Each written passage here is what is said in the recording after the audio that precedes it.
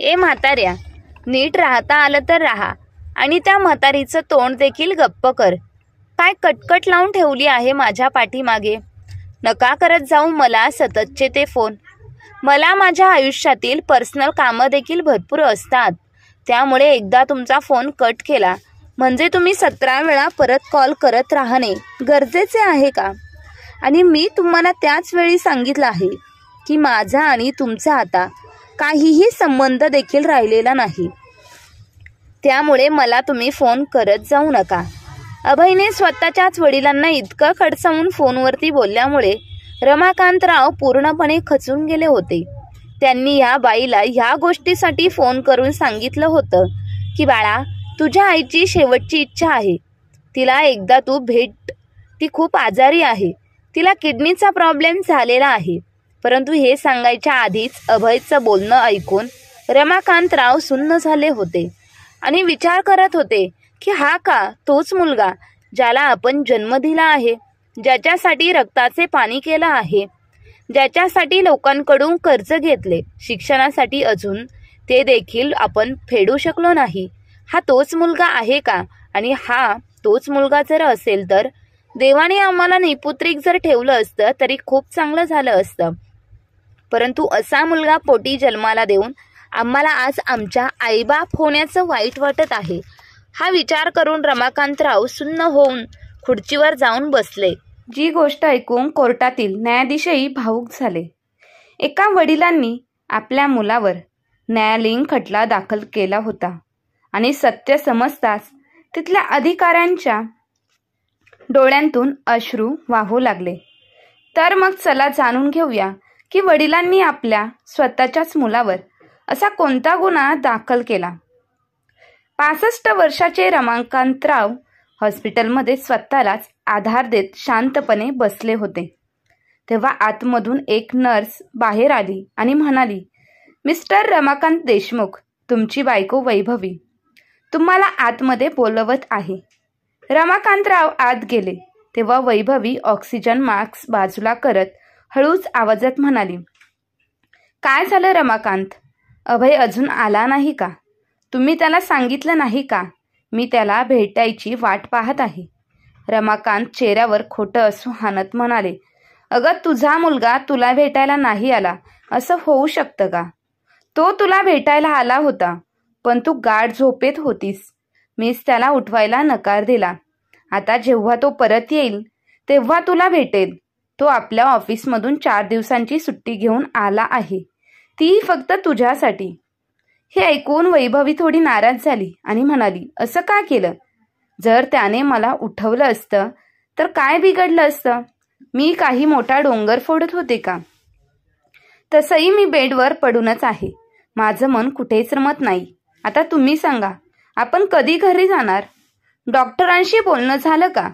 वैभवीचं म्हणणं ऐकून रमाकांत काहीच क्षण शांत राहिले आणि मग शांतपणे म्हणाले, हो, मी डॉक्टरांशी बोललो आहे. ते म्हणाले, तुला लवकरच घरी पाठवतील.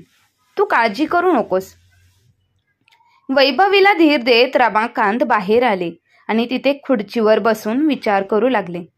ते आपल्या आयुष्यातील चढ उतार, चिंता, आठवणींमध्ये हरवून गेले. रमाकांतराव देशमुख गावातील आदरणीय व्यक्तिमत्व होते.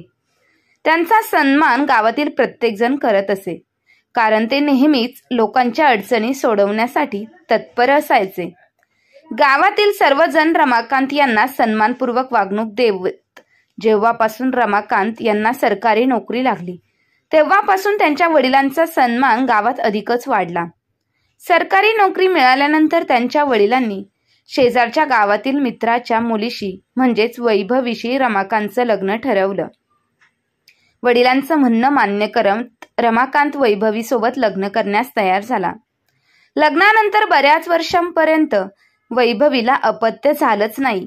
यामुळे रमाकांत यांच्या कुटुंबाने त्यांचं दुसरं लग्न करण्याचा विचार केला. ह्या गोष्टीमुळे वैभवी पूर्णपणे खचून गेली. ती देवाजवळ दिवस रात्र प्रार्थना करून लागली, कसंही होऊन मला एकतरी अपत्य होऊ देत. लग्नाच्या 15 वर्षानंतर अखेर त्यांच्या घरी अभयचा जन्म झाला. आई वडिलांप्रमाणेच रमाकांत आणि वैभवी यांनी अभयचं संगोपन खूप काळजीपूर्वक केलं. त्याला कधीही कोणत्या गोष्टीची कमतरता भासू दिली नाही. पण म्हणतात ना, संकट कधीही सांगून येत नाही. रमाकांत यांच्या आयुष्यातही असंच घडलं.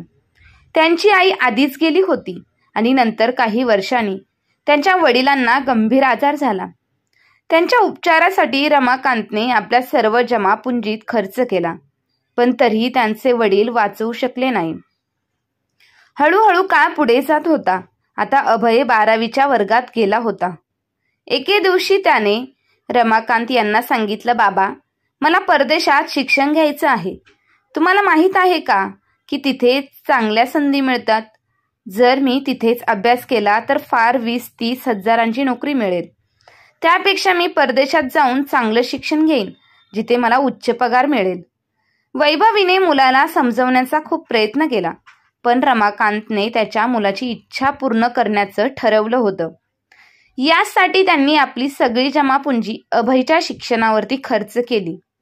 आता अभय परदेशात जाऊन स्थायिक झाला होता आणि आई वडिलांना सोडून राहू लागला. यामुळे रमाकांत आणि वैभवी एकाकी झाले होते. दिवसभर रमाकांत आणि वैभवी त्यांच्या मुलाचा विचार करत असायचे. त्यांना नेहमीच आशा वाटायची की त्यांचा मुलगा अभय एक दिवस नक्कीच यशस्वी होईल. 3 वर्षांनी अभयने परदेशात पदवी मिळवली आणि त्याला चांगली नोकरीही लागली. मात्र तो आपल्या आयुष्यात एवढा रमून गेला की आई वडिलांची आठवण काढणंही विसरला होता. रमाकांतची सरकारी नोकरी असल्याने नवरा बायकोचा खर्च पेन्शनवर व्यवस्थित चालत असे. एक दिवस अभयने फोन केला आणि सांगितलं की तो भारतात भेटायला येत आहे. हे ऐकून रमाकांत आणि वैभवी खूप आनंदी झाले. बऱ्याच वर्षांनी मुलगा घरी येणार होता. 2 दिवसांनी सकाळी अभय घरी पोहोचला आणि आई वडिलांना नमस्कार केला. त्याने आपल्यासोबत असलेल्या एका मुलीची ओळख करून दिली. ती मुलगी अतिशय मॉडर्न दिसत होती. तिला पाहताच रमाकांत आणि वैभवी आश्चर्यचकित झाले, पण त्यांनी लगेचच तिला सामान्यप्रमाणे वागणूक दिली. वैभवी तिला म्हणाली, ए मुली, आत ये. खूप दिवसांनी आमचा मुलगा घरी आला आहे. तुम्ही दोघे आत जा, फ्रेश व्हा आणि मग आराम करा. रमाकांत आणि वैभवी त्यांच्या छोट्याशा बागेत गप्पा मारत बसले. वैभवी म्हणाली, आजचा दिवस किती शुभ आहे, कारण आपला अभय इतक्या वर्षांनी घरी आला आहे. रमाकांतही आनंदी होता, पण मनातल्या मनात विचार करू लागला. तो वैभवीला म्हणाला, तुला लक्षात आहे का, मागच्या वेळी जेव्हा अभय घरी आला होता तेव्हा माझ्या सेवानिवृत्तीची पार्टी होती. आपण किती खुश होतो, पण तो आपल्या आनंदात सहभागी होण्याऐवजी फक्त माझ्या सेवानिवृत्तीच्या पैशांकडे पाहत होता. ते पैसे त्याला मिळाल्यावर तो लगेच निघून गेला. त्यावर वैभवी म्हणाली, तुम्ही पण ना कशा गोष्टींचा विचार करता. आपल्या सर्व संपत्तीवरती अभयचाच हक्क आहे ना. आज ना उद्या ती त्यालाच मिळणार आहे. रमाकांत म्हणाला, हो, तुझं म्हणणं अगदीच बरोबर आहे की आपण मेल्यावर ही संपत्ती अभयचीच होईल. पण जिवंत असताना तरी तो आपल्याला मेल्यासारखं का वागवत आहे. आपल्या जगात पैशाला खूप महत्व आहे, पण जे लोक नात्यांना महत्व देतात तेच खरे वेगळे असतात. आपला वैभव मात्र फक्त पैशाला महत्व देतो. वैभवी म्हणाली, तुम्ही उगाच जास्त विचार करत आहात. अभय खूप चांगला मुलगा आहे आणि तो आपल्यावर खूप प्रेम करतो. तुम्ही हे विचार डोक्यातून काढून टाका. चला आत जाऊया. दोघेही आत गेले. सगळे आपापल्या खोलीत गेले. अभय सुद्धा त्याच्या खोलीत आराम करण्यासाठी गेला होता. वैभवीने त्या मुलीला पाहुण्यांची खोली दाखवली. इतक्या वर्षांनंतर मुलगा घरी आल्यामुळे वैभवी खूप खुश होती. तिने अभयच्या आवडीचे सर्व पदार्थ बनवले आणि त्याला जेवायला बोलवलं. तसेच त्यांनी त्या मुलीला सुद्धा जेवणासाठी आवाज दिला. अभय जेवणासाठी आला आणि जेवण झाल्यानंतर वडिलांना म्हणाला, बाबा, मला तुमच्याशी काहीतरी महत्वाचं बोलायचं आहे. रमाकांत जेवता जेवता म्हणाले, बोल, तुला काय बोलायचं आहे. अभय बाबांना म्हणाला, मी आज तुम्हाला नेहासोबत भेटवलं.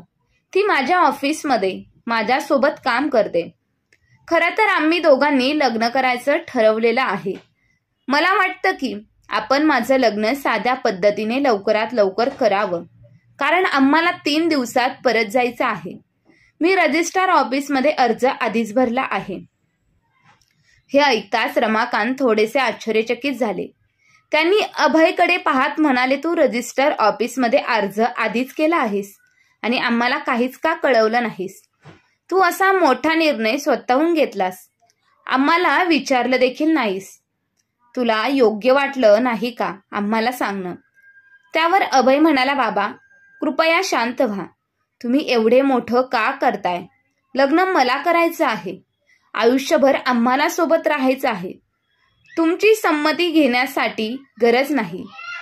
तुमचं काय आहे, तुम्ही माझं लग्न कदाचित एखाद्या गावातील अशिक्षित मुलीशी लावून दिलं असतं, पण मला तशी मुलगी नको आहे.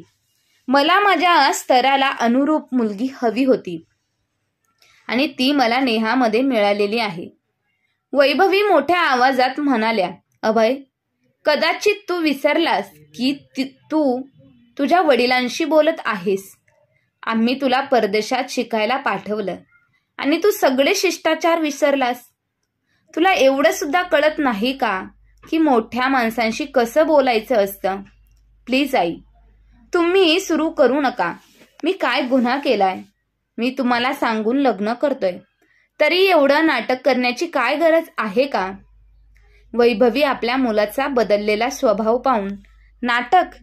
आम्ही केलेली काळजी आणि प्रेम तुला नाटक वाटतं का? आम्हाला फक्त एवढंच वाटतं की तुझ्या आयुष्यात अशी कोणतीही चुकीची व्यक्ती येऊ नये जिच्यामुळे तुला आयुष्यभर पश्चाताप करावा लागेल. हे ऐकून नेहा चिडली. तिने तिचं जेवणाचं ताट फेकून दिलं आणि म्हणाली, अभय तुझी म्हातारी आई माझा अपमान करते. तुला दिसत नाही का? आणि तू काही बोलतही नाहीस. आत्ताच अशी परिस्थिती असेल तर लग्नानंतर काय होईल? मला अशा कुटुंबात नाही राहायचं. तुला तुझ्या आईवडिलांचं अभिनंदन. मी निघते. नेहा हात झटकत खोलीत निघून गेली. आई, हे काय फालतू नाटक आहे? अभय चिडून म्हणाला. तुम्ही उगाचच तिला रडवलं. तुम्ही लोक कधीच बदलणार नाही. घाणेरड्या नाल्याचा किडा तिथंच सुखी असतो म्हणतात ना, अगदी तसंच आहे. असं म्हणत अभय नेहाच्या खोलीत गेला. रमाकांत आणि वैभवीला मुलाचं असं वागणं पाहून खूप मोठा धक्का बसला होता. आपल्या मुलाच्या तोंडून अशा गोष्टी ऐकाव्या लागतील अशी अपेक्षा त्यांनी कधीच केली नव्हती.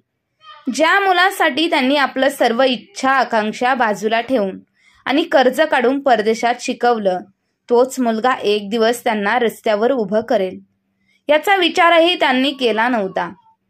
रागाच्या भरात नेहाने तिचं सामान भरलं आणि ती घरातून निघून गेली. अभय तिच्या मागे मागे धावत निघून गेला. दोघेही वृद्ध आईवडील डोळ्यात पाणी आणून आपल्या मुलाकडे एकटक पाहत राहिले, पण अभयने एकदाही मागे वळून पाहिलं नाही. तो फक्त नेहाच्या मागे धावत गेला. अभयने निघून जाता जाता आपल्या आईवडिलांसाठी अपार दुःख आणि वेदना मागे सोडून दिल्या.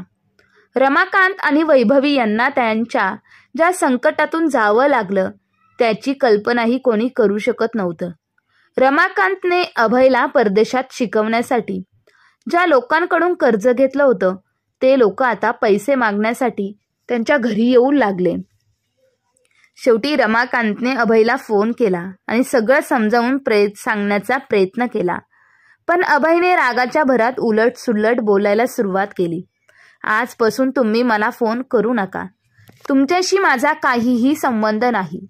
एका छोट्याशा गोष्टीवरून तुम्ही एवढा तमाशा केला. मी आता नेहाशी लग्न केलं आहे आणि तिला कधीच तुमच्यासमोर आणणार नाही, असं अभयने ठामपणे सांगितलं आणि फोन कट केला. रमाकांतच्या डोळ्यातून अश्रुधारा वाहू लागल्या. त्यांनी स्वतःला विचारलं, आपल्या संगोपनात कुठे कमी पडलो ज्यामुळे आपला मुलगा नालायक निघाला. तितक्यात वैभवी चहा घेऊन किचनमधून बाहेर आली. तिने पाहिलं की रमाकांतच्या डोळ्यात अश्रू आहेत. ती घाबरून म्हणाली, काय झालं तुम्हाला? का रडत आहात? अभय बरा आहे ना? रमाकांतने स्वतःचे अश्रू पुसत सांगितलं, आपला मुलगा व्यवस्थित आहे, पण आपल्या नशिबावर काळाचा प्रहार झाला आहे. वैभवीने वारंवार विचारल्यावर रमाकांतने सांगितलं की अभय आता आपल्याशी योग्य पद्धतीनेही बोलत नाही. हे ऐकून वैभवी संतापली आणि म्हणाली, अभयचं डोकं खराब झालं आहे का? त्या मुलीने त्याच्यावर अशी काय जादू केली आहे की त्याला त्याचे आईवडील दिसत नाहीत? रमाकांतला समजलं होतं की आता त्यांच्या मुलाला फक्त पत्नीच महत्वाची आहे. आई वडिलांचं त्याच्या आयुष्यात काहीही स्थान राहिलेलं नाही. तरी वैभवी याचा स्वीकार करण्यास तयार नव्हती. ती अभयला वारंवार फोन करण्याचा आग्रह करत होती, पण ती रमाकांत तिला थांबवत होता. तो म्हणायचा, अभय आपल्या आयुष्यात व्यस्त आहे, त्याला त्रास देऊ नकोस. रमाकांतला भीती वाटत होती की ह्या सततच्या वादामुळे वैभवी खचून जाईल आणि तसंच झाल्यास त्याला स्वतःला सावरता येणार नाही. त्यामुळे तो वैभवीला शांत राहण्याचा सल्ला द्यायचा आणि या संकटांना सामोरं जाण्याचं ध्येय गोळा करण्याचा प्रयत्न करायचा. आणि एक दिवस तेच घडलं ज्याची भीती रमाकांतला होती. अभयने फोन उचलला नाही आणि वैभवी त्याला वारंवार कॉल करू लागली. थोड्या वेळाने अभयने आईचा फोन उचलला आणि रागाने म्हणाला, तुम्हाला समजत नाही का? मी फोन उचलत नाही म्हणजे नक्कीच कामात व्यस्त असेन. इतकी साधी गोष्ट कळत नाही का? मी वारंवार फोन कट करत असेन तर याचा अर्थ मला तुमच्याशी बोलायचं नाही. मग तुम्ही का माझ्या मागे लागता? मला तुमच्याशी काही संबंध ठेवायचा नाहीये. खरं तर वैभवी यांची बऱ्याच दिवसांपासून तब्येत बिघडलेली होती, पण मुलाचं असं वागणं पाहून त्यांना मोठा धक्का बसला होता आणि त्याचा परिणाम त्याच्या तब्येतीवरतीही झाला. दिवसेंदिवस त्याची तब्येत खालावत चालली होती. एके दिवशी बाजारात अचानक त्यांना चक्कर आली आणि त्या खाली कोसळल्या. तिथल्या लोकांनी तात्काळ त्यांना जवळच्या हॉस्पिटलमध्ये नेलं. त्यांच्या कॉलनीत राहणाऱ्या एका व्यक्तीने रमाकांत यांना याबाबत कळवलं. बातमी समजताच ते तात्काळ हॉस्पिटलमध्ये पोहोचले. डॉक्टरांनी तपासणी केल्यानंतर सांगितलं की वैभवी यांचे दोन्ही किडनी निकामी झाली आहेत. जर त्यांना योग्य डोनर सापडला तरच त्यांचं आयुष्य वाचू शकतं, अन्यथा त्यांचं आयुष्य फार तर 2-3 महिने उरेल. हे ऐकल्यानंतर रमाकांत यांचे पाय सुन्न झाले. बायकोला वाचवायचं कसं हा मोठा प्रश्न त्यांच्यासमोर उभा राहिला. त्यांनी आपल्या मुलावर संपत्ती खर्च केली होती, त्यामुळे आता त्यांच्याकडे फक्त घरच उरलं होतं. ही सगळी चिंता त्यांना त्रस्त करत होती. इतक्यात नर्सने त्यांना वैभवी यांना भेटण्यासाठी आतमध्ये बोलवलं. वैभवी यांनी विचारलं, अभय अजून आला नाही का? रमाकांत यांना तिच्या तब्येतीची खूपच चिंता वाटत असल्याने त्यांनी खोटं सांगितलं. तो आला होता, पण तू झोपत होतीस म्हणून गेला. रमाकांत बाहेर येऊन समोरच्या खुर्चीवरती बसले. आता वैभवी पुन्हा विचारेल अभय का नाही आला याची त्यांना भीती वाटू लागली. त्याच्याच सोबत उपचारासाठी पैसे उभे कसे करायचे हे देखील कळेना. त्यांच्याकडे असणारी पेन्शनची रक्कम अगदीच तुटपुंजी होती. किडनी डोनरसाठी पैसे उभारणं जवळजवळ अशक्यच वाटत होतं. पाणी पिण्यासाठी ते उठले तेव्हा अचानक त्यांची धडक महेश नावाच्या व्यक्तीला लागली. माफी मागण्यासाठी त्यांनी नजर वर केली आणि महेशला पाहून त्यांच्या चेहऱ्यावर आनंद उमटला. रमाकांत महेशला मिठी मारत म्हणाले, अरे महेश, इतक्या वर्षांनी भेटतोय आणि तेही हॉस्पिटलमध्ये. कसा आहेस? महेश म्हणाला, मी ठीक आहे मित्रा, पण तू कसा आहेस? हॉस्पिटलमध्ये काय काम आहे? रमाकांत यांना महेश समोर बोलायची आशा निर्माण झाली आणि त्यांनी त्यांच्यासोबत संवाद सुरू केला. त्यावर महेश म्हणाला, दादा, इतकं काही गंभीर नाही. माझ्या पोटात थोडंसं दुखत होतं म्हणून विचार केला की डॉक्टरांना दाखवून घेऊ. फक्त यासाठी हॉस्पिटलला आलो होतो. पण तू का इथे आहेस? कोणत्या चिंतेत आहेस का? तेव्हा रमाकांत म्हणाले, अरे महेश, मी ठीक आहे, पण तुझी वहिनी वैभवी इथे ॲडमिट आहे म्हणून मी तिच्यासोबत इथे थांबलो आहे. महेश म्हणाला, काय झालं वहिनींना? सर्व काही ठीक तर आहे ना? काळजी करण्यासारखं काही नाही ना? रमाकांत आधीच खूप चिंतेत होते. त्यांना त्यांचं दुःख कुणासमोर तरी बोलून हलकं करायचं होतं, पण इतक्या दिवसांपासून त्यांना कुणीही सापडत नव्हतं.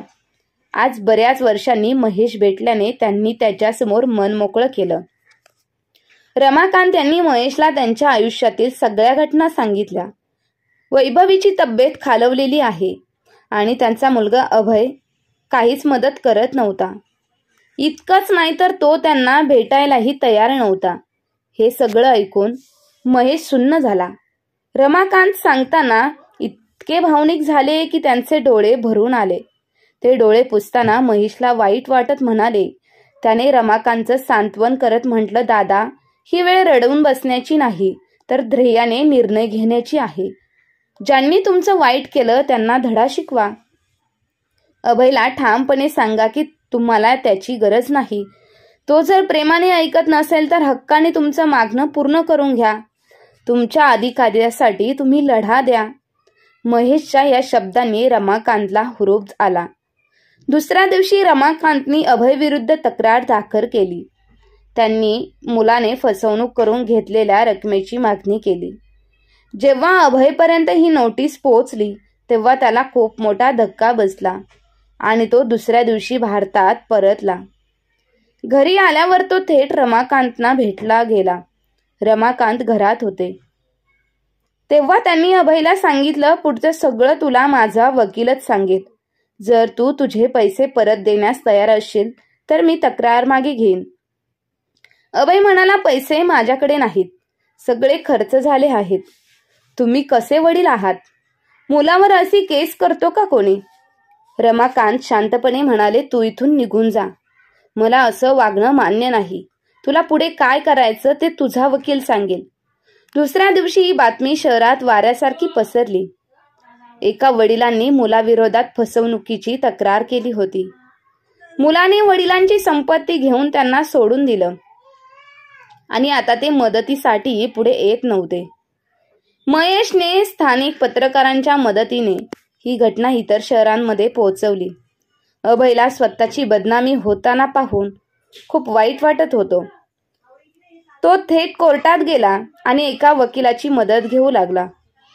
सर्व वृत्तपत्रांमध्ये हीच ठळक बातमी होती, कशा प्रकारे एका मुलाने आपल्या वडिलांची फसवणूक केली आणि आईला शेवटच्या क्षणी भेटण्याचा विचार सुद्धा केला नाही. इतकंच नव्हे तर ती गंभीर आजारी असतानाही त्यांना सोडून परदेशात मौज मजा करत राहिला. अभयने आपल्या बायकोला आणि मुलांना भारतात आणलं. ते सर्वजण एका हॉटेलमध्ये राहत होते. अभय एक भारतीय नागरिक असल्यामुळे त्याला हिंदी भाषा चांगली अवगत होती. त्यामुळे त्याच्या बायकोला आणि मुलांनाही हिंदी भाषा समजत होती. अभयचा 5-6 वर्षाचा मुलगा हॉटेलमध्ये फिरत होता. एका वेटरने त्यांच्या रूममध्ये चहा आणि वृत्तपत्र आणलं तेव्हा त्याला वडिलांचा फोटो वृत्तपत्रात दिसला. सुरुवातीला तो घाबरला. वेटरचं लक्ष त्या लहान मुलाकडे गेलं. त्याचा घाबरलेला चेहरा पाहून वेटरने सांगितलं, या वृत्तपत्रात दिसणारा व्यक्ती म्हणजे एक विश्वासघातकी आणि नालायक आहे. तो स्वतःच्या म्हाताऱ्या आईवडिलांची फसवणूक करून त्यांची संपत्ती लुटणारा वाईट माणूस आहे. त्याला दुर्लक्ष कर. अभय कोर्टातून परत रूमवर आला. त्यानंतर तो नाश्ता करत शांत बसला होता. इतक्यात त्याचा 5 वर्षाचा मुलगा त्याच्याजवळ आला आणि म्हणाला, बाबा, तुम्ही फसवणूक केली आहे का? तुम्ही खरोखरच खोटे आहात का? मुलाच्या मुखातून हे शब्द ऐकून अभय थबकला. त्याने मुलाला विचारलं, हे तुला कोणी सांगितलं? मुलगा निरागसपणे म्हणाला, तुम्ही तुमच्या वडिलांसोबत का असं वागलात? त्यांची संपत्ती का लुबाडली? आता आई आजारी आहे तरी तुम्ही तिला भेटायला नाही जात का? अभय म्हणाला, अरे मुला, हे सर्व मी तुझ्या भविष्यासाठी करत आहे. याला फसवणूक म्हणत नाही. त्यावर मुलगा म्हणाला, बाबा, जेव्हा तुम्ही म्हातारे व्हाल तेव्हा मीही तुमच्यासोबत असंच वागेन. तुमचं सगळं घेऊन टाकीन. मलाही माझ्या भविष्याचा विचार करावा लागेल ना. मुलाचे हे निरागसतेचे बोलणे ऐकून अभयला ठेच लागली. त्याला उमगलं की त्याच्या आईवडिलांनी त्याच्यासाठी काय काय त्याग केला होता, पण त्याने मात्र त्याच्यासाठी काहीच केलं नाही. अभय संपूर्ण शहरात बदनाम झाला होता. प्रत्येकजण त्याच्या तोंडावरती सुख होतं. शेवटी या प्रकरणाचा न्यायालयाने वेगाने निर्णय घेण्याचा विचार केला. कोर्टात रमाकांत आणि अभय दोघेही हजर झाले. वकिलांनी आपली मांडणी सुरू केली. रमाकांतच्या वकिलांनी अभयला प्रश्न विचारून ताळ्यावर आणलं. त्याला लोकांसमोर पश्चाताप होऊ लागला. न्यायाधीशांनी रमाकांतला विचारलं, तुम्ही मुलावर केस का केली आहे? रमाकांतने आपल्या आयुष्याची कथा मांडली. लहानपणापासून ते अभयला परदेशात पाठवण्यासाठी त्याग केलेल्या गोष्टी, त्यांना आलेल्या संकटांपासून आजवरच्या सगळ्या घटना. हे ऐकून तिथे उपस्थित प्रत्येकजण भावुक झाला. रमाकांतच्या डोळ्यात अश्रू अनावर झाले. त्यांच्या वेदना आणि सत्य पाहून कोर्टातल्या लोकांच्या डोळ्यात पाणी आलं. एखादा मुलगा त्यांच्या आईवडिलांच्या गरजेच्या वेळेस स्वतःच्या बालपणीच्या सर्व गोष्टी कसा विसरून जातो? तो त्याच्या आईवडिलांना तडपताना पाहून कसा पाहू शकतो? अभयला त्याच्या चुकीची जाणीव झाली होती. तो सर्वांसमोर रमाकांतकडे माफी मागू लागला आणि त्यांना सर्व पैसे परत देण्याचे वचन दिले. इतकंच नव्हे तर तो त्याच्या आईला किडनी देण्यास तयार झाला. जेव्हा त्याने पैसे परत करण्याचे ठरवले तेव्हा रमाकांत यांनी त्याच्यावर केलेली तक्रार मागे घेतली. रमाकांत अभयला घेऊन हॉस्पिटलमध्ये गेले, जिथे वैभवी त्याची बायको आतुरतेने वाट पाहत होती. वैभवीचे शरीर एखाद्या सांगड्यासारखे दिसत होते. तिचा अशक्त चेहरा सुरकुत्यांनी भरलेला होता. ती विस्परलेल्या डोळ्यांनी स्वतःच्या मुलाकडे पाहू लागली. तिच्या चेहऱ्यावर लगेच हसू उमटले. तिच्या थरथरत्या हातांनी तिने अभयला जवळ बोलवले. तिची अशी अवस्था अभय पाहू शकत नव्हता. आईला अशा अवस्थेत पाहून तो स्वतःला सांभाळू शकत नव्हता. वैभवीचे हात पकडून तो जोरजोरात रडू लागला. स्वतःचे डोकं आईच्या बेडवर ठेवून रडू लागला आणि तिची माफी मागू लागला. हे सर्व पाहून रमाकांतराव संपुष्ट झाले. ते वैभवीच्या डोक्यावर हात ठेवत म्हणाले, काळजी करू नकोस, मी तुझ्यासोबत आहे. तुला काहीही होणार नाही आणि आता आपला मुलगा आपल्यासोबत आहे. आता तर खुश आहेस ना? वैभवी हसत हसत स्वतःची मान हलवू लागली. आणि दुसऱ्या दिवशी अभयने सर्व चेकअप झाले आणि किडनी ट्रान्सप्लांटची प्रक्रिया सुरू झाली. ह्या सर्व गोष्टीला जवळपास 1 महिना गेला. अभयच्या ऑफिसमध्ये जास्त सुट्ट्या झाल्यामुळे त्याची नोकरी गमावली. आता त्याने भारतात एकच चांगली नोकरी शोधून ठेवली. तो आणि त्याच्या कुटुंब आईवडिलांसोबत एकत्र राहू लागले. वैभवी आणि रमाकांत त्यांच्या मुलगा, सून आणि नातवंडांसोबत अगदी आनंदात राहू लागले. आताही ते त्यांच्या कुटुंबासोबत आनंदाने राहतात. इतके सर्व होऊनही ते त्यांच्या आयुष्यात घडलेल्या घटनांना रमाकांत आणि अभय विसरू शकत नव्हते. अभयला ह्या गोष्टीची भीती वाटायची की त्याचा मुलगा मोठा होऊन त्याच्यासोबत असे काही करू नये जसे त्यांनी त्याच्या आईवडिलांसोबत केलं होतं. आता त्याला एक बाप म्हणून चिंता सतावत होती आणि त्याला त्याच्या जबाबदारीची जाणीव झाली होती. तर मग मित्र आणि मैत्रिणींनो, तुम्हाला आजची कथा कशी वाटली हे कमेंट करून नक्की कळवा आणि आवडली असेल तर आपल्या चॅनलला लाईक, शेअर, सबस्क्राईब नक्की करा. धन्यवाद.